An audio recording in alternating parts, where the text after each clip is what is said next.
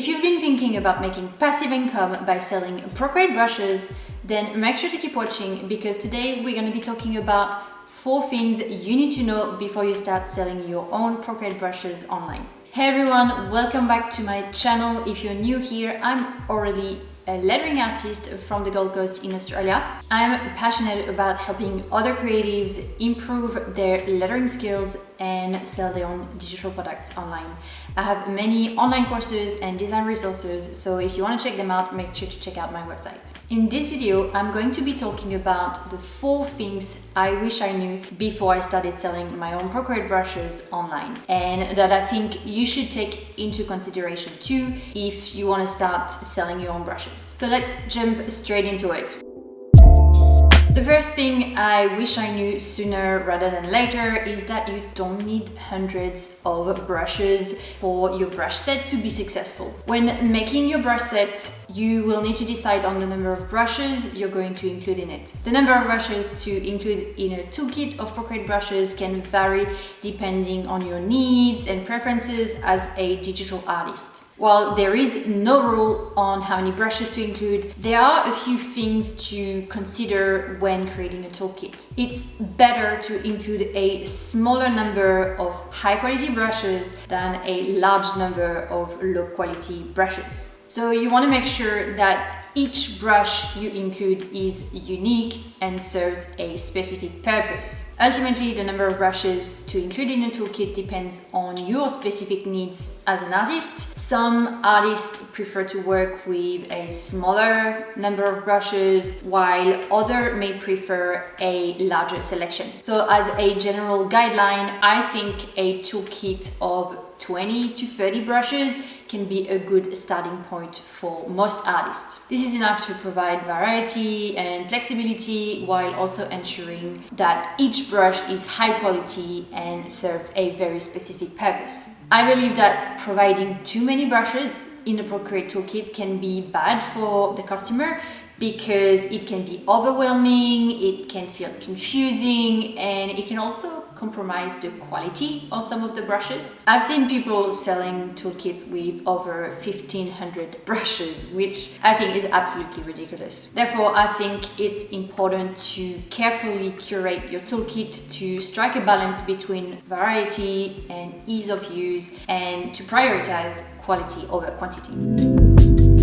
The second thing you should know if you want to become a Procreate brushes seller is that the more unique you can make your brushes, the more you will stand out from the crowd. The brush market is a crowded marketplace as more and more people are trying to sell their own brushes, and let's be honest, the competition is huge, which means that you want to stand out from the crowd. And one way to do that is by creating brushes that reflect your unique style. It's going to be crucial that you distinguish yourself from your competitors, and you can do that by including a range of different brush types that you use in your work. For example, things you use for different effects or different techniques. Consider including brushes that you use on a regular basis and that also help you work more efficiently. I believe that your toolkit should reflect your unique style and need as an artist. So include brushes that you use frequently and that you like and that work best for you. And if you don't have an artistic style yet, don't worry, you can still create a unique brush set. In fact, creating brushes can help you find your own style as an artist. So experiment with different shapes, different texture, different setting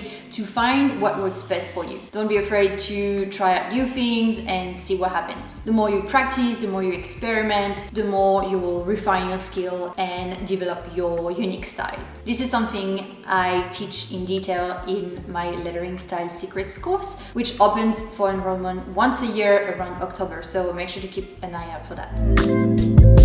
The third thing that I wish I knew sooner, and oh my god, this is so important, is that people are not really good with technology. People are just not that tech savvy, and you can't assume that everyone will know how to download, install, and even use your Procreate brushes. It's so easy to assume that people will know what to do when they get the files, but there are a lot of people out there that are still learning and don't know how to, for example, share a file from one device to another. They might not know how to unzip a folder or how to import the brushes into Procreate. Some people will literally need step-by-step instructions for everything. And the truth is, sometimes those instructions are not even enough. So you will need to develop a little bit of patience and put yourself in the shoes of that person who's probably still a beginner at Procreate. And my advice is to always be nice and try to be as helpful as possible when answering questions. By being helpful and answering questions to the best of your ability, you can show that you care about your customers and their needs, which can lead to more sales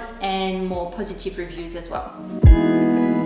The last important lesson I learned is that as a new brush set creator, it is not necessary to set low prices for your product simply because you're new to the market. So if you're just starting out, one of my best advice is to align your price with other similar products. So checking out other similar brush sets is one of the first things you should do when you're ready to determine your pricing. So you will need to do a little bit of research and figure out what other people are charging. You want to price your work fairly, but remember that if you're new to this, it might be best to keep your price just a little bit lower than another product that has already been established, for example. But then the more experience and validation you get, the more you'll be able to increase your prices over time. A lot of creators actually give away brushes for free or at a very discounted price when launching a new brush set, just to broaden their audience, get people to test and use their brushes in their work, and therefore they can use that as social proof to demonstrate the value of their product. So I think that when selling Procreate brushes, it's important to find a balance between pricing your product competitively, so not too expensive, while also not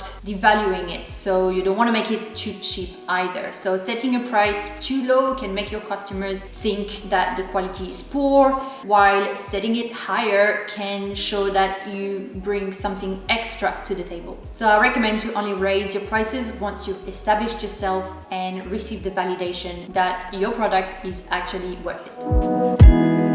So these were the 4 things that I wish I knew sooner. So if you're thinking about selling Procreate brushes, as you've seen, there are a few things that you need to keep in mind to be successful. Just a quick recap: quality is key. So you want to make sure that you're putting high quality brushes out there, even if that means that you're not creating a ton of them. People would rather have a few amazing brushes than a bunch of mediocre ones. Second, you want to make sure that you stand out from the competition. So you gotta be unique. You want to create brushes that reflect your own style and your own needs as an artist. The third one was customer service, and this is super important, especially when you're dealing with people who might not be tech savvy. So always be patient and helpful, and you will get great reviews and more sales. And last but not least, don't undervalue your work. Price your brushes competitively, but make sure you're not selling yourself short. If you're interested in learning more about making digital products such as Procreate brushes, then I would recommend checking out my course Digital Product Secrets. It's got a ton of tips and tricks for creating and selling digital products, including Procreate brushes. Thank you so much for watching, and I'll see you guys in the next video.